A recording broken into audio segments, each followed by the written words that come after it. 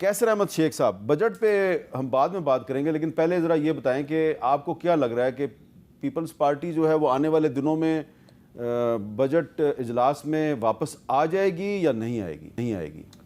بسم اللہ الرحمن الرحیم۔ حامد میر صاحب، پیپل پارٹی اور پاکستان مسلم لیگ کے نا بڑے گہرے تعلقات ہیں، میں آپ کو صحیح بتاتا ہوں۔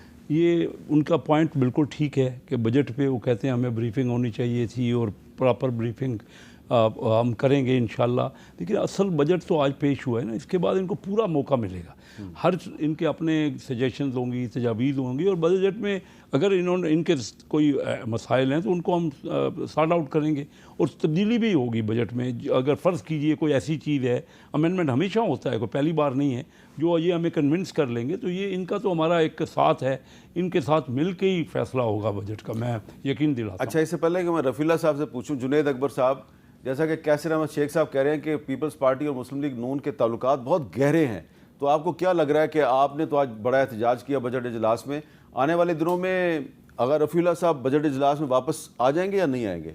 بسم اللہ الرحمن الرحیم، بڑی مہربانی جی۔ بالکل جی، آ جائیں گے انشاءاللہ تعالیٰ، کیونکہ پیپل پارٹی کی بغیر اقتدار کی اس کا گزارا نہیں ہوتا، اور یہ اس کا گلہ صحیح ہے کہ ہم سے بجٹ جو ہے ہم سے ڈسکس نہیں کیا گیا، ہم سے شیئر نہیں کیا، لیکن جو جواب میں مسلم لیگ نون نے جو اس کو کہا کہ یار آپ چھوڑے، ہمارے ساتھ بھی ڈسکس نہیں ہوا، تو کسی اور نے بنایا تو ہمیں بھی اسمبلی میں پتہ چلا۔ اچھا، تو یہ نون والوں کی مجبوری یہ ہے کہ اقتدار میں باقی نہ پیپل پارٹی والوں کے ساتھ یہ ڈسکس ہوا ہے نہ۔ تو آپ کہہ رہے ہیں کہ جو وزیر خزانہ اورنگزیب صاحب ہیں، انہوں نے جو بجٹ بنایا ہے کسی اور سے پوچھ کے بنایا؟ بالکل جی، کسی اور سے بن کے۔ آغا رفیع اللہ صاحب، اب آپ بتائیں کہ آپ کا اعتراض کیا ہے؟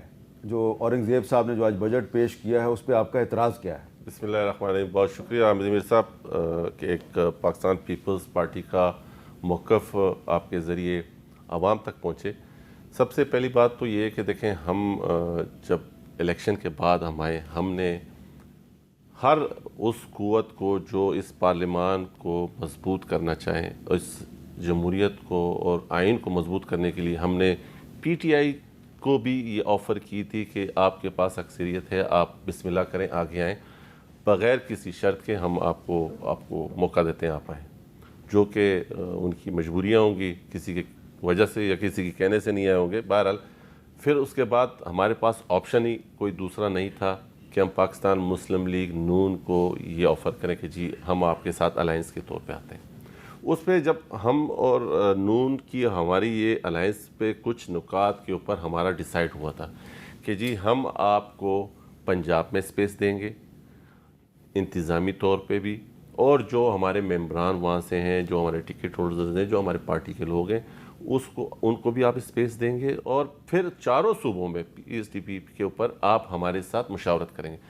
ہم یہ نہیں کہتے ہیں کہ ہم کوئی معاشی طور پہ کوئی بہت بہتر حالات تھے، کوئی بہت اچھا کیا نون لیگ کے لیے فائدہ مند نہیں تھا کہ وہ ہمارے ساتھ، ہم جب اپوزیشن میں تھے اور جب پی ٹی آئی اقتدار میں ہوتی تھی تو ہم شیڈو بجٹ تیار کرتے تھے، تو کیا مشکل تھی کہ جب یہ اگر ہمارے ساتھ مشاورت کرتے، ہم اپنی بہترین ان کو مشورہ دیتے، اور وہ آج یہ کھڑے ہو کے کہتے کہ جی یہ دیکھیں ہمارے الائنس جو ہمارے ساتھ بیٹھے ہیں، ان کی مشاورت سے یہ بجٹ تیار ہو رہا ہے۔ آج ہمارے پی ٹی آئی کے دوست کو یہ نہ بولنا پڑتا، جو کہ شاید میں سمجھتا ہوں کیسر شیخ صاحب اس کی وضاحت کریں گے کہ یہ صحیح کہہ رہے ہیں کہ یہ بجٹ کسی اور نے بنا کے دیے، کیونکہ ہم گواہی دیتے کہ ہاں واقعی نون لیگ نے ہم سے مشاورت کی اس بجٹ میں۔ آپ بجٹ تیار کر رہے تھے اگر واقعی میں، تو آپ کو چاہیے تھا کہ ہم آپ کے الائنس سے آپ کا بوجھ اٹھا رہے ہیں، کوئی مشاورت نہیں، ہم سے کسی قسم کی کوئی مشاورت نہیں۔ لیکن آج وزیر خزانہ صاحب نے تقریر میں کہا ہے کہ ہم نے صوبائی حکومتوں سے مشاورت کی ہے۔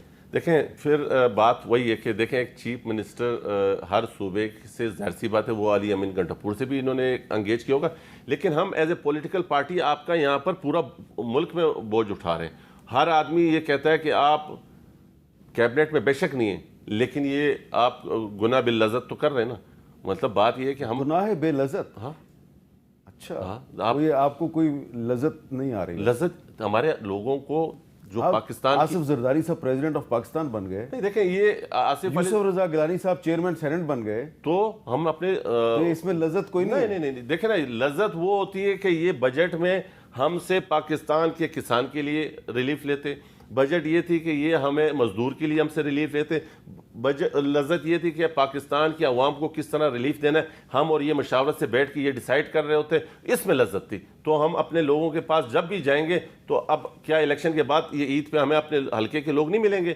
وہ ہم سے سوال نہیں کریں گے کہ یہ کس قسم کا بجٹ ہے.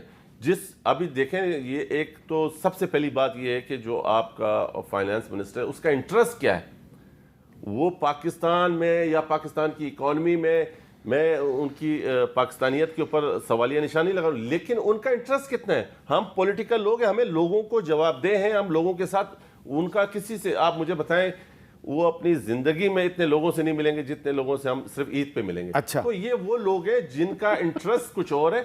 ہمیں چاہیے کہ نون لیگ کو چاہیے کہ اگر واقعی میں لذت والی بات ہے تو پاکستان کی عوام کی نفس پہ جن ممبران کا ہاتھ ہے ان کے ساتھ مشاورت کر کے بجٹ بناتے ہیں. کیسر احمد شیخ صاحب جو آپ کے وزیر خزانہ ہیں، اورنگزیب صاحب ذاتی طور پہ تو بہت اچھے آدمی ہوں گے، لیکن جو آپ کے اتحادی ہیں لگتا ہے کہ وہ ان سے کوئی خوش نظر نہیں آ رہے. تو یہ ان کی انکمپیٹنس نہیں ہے، ان کی پولیٹیکل امیچورٹی نہیں ہے کہ انہوں نے بجٹ کے لیے کسی کو پوچھا ہی نہیں؟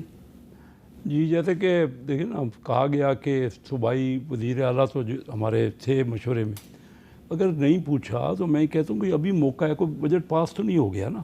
بجٹ پیش کرنے کا مقصد یہ سارے ممبران جو قومی اسمبلی ہیں وہ بھی اپنا اپنا پوائنٹ آف ویو دیں گے. ان کے پاس بہت کافی ٹائم ہوگا، ہم ان سے پورا پوچھیں گے اور مشورے کے ساتھ فائنل کریں گے. اصل ہوا کیا ہے اس وقت، کوئی دیکھیے اس بجٹ میں بہت خوش ہوں اس بجٹ سے. جی دیکھیے بہت بڑے ٹیکس کا اضافہ سوچ رہے ہیں ہم. مثلا اس سال جو حاصل 9400 کا ٹارگٹ تھا، 9200 حاصل ہو رہا ہے تقریباً. اگلے سال ہم 12900 رکھ رہے ہیں، لیکن زیادہ سے زیادہ ہم نے انکم ٹیکس پہ زور دیا ہے. جو آپ لوگ سارے کہتے ہیں نا، پیپل پارٹی ان پرٹیکولر، کوئی کسان یا کسی مزدور پہ بوجھ نہیں پڑا. ہم نے ٹیکس لگائے تو امیر آدمی پہ لگائے ہیں. ہم نے کہا ہے کہ جو زیادہ کیپیسٹی رکھتا ہے، بہت بڑا ٹیکس ہے، 3000 ارب روپے پہلی بار انکم ٹیکس سے وصول کرنا چاہ رہے ہیں. پہلے تو سیل ٹیکس ہوتا تھا، انڈائریکٹ ٹیکس، ڈائریکٹ ٹیکس لگایا ہم نے. اور ان کی بالکل جو چھوٹا تاجر ہے اس پہ کوئی ٹیکس لگا نہیں. کوئی تاجر کو دیکھیے کیپیسٹی اس کی انکم پہ ٹیکس، جو آمدنی کرے گا اس پہ ٹیکس لگائے. اور میں دیکھیں نا، بڑا تھا کہ اسٹاک ایکسچینج میں بڑھ جائے گا. آپ دیکھ رہے ہیں کہ 2-3 ہزار انڈیکس اسٹاک ایکسچینج کم ہو گیا کہ شاید ٹیکس 45% ہو رہا ہے. کوئی ٹیکس کسی قسم کا اضافہ نہیں ہوا. کوئی ٹیکس جو ہے وہ ایکسپورٹرز کو دیکھیں، ایکسپورٹرز پہ بڑے بڑے ایکسپورٹرز ہیں، بہت بڑے لوگ ہیں، 1% صرف ان کا فکس ٹیکس تھا.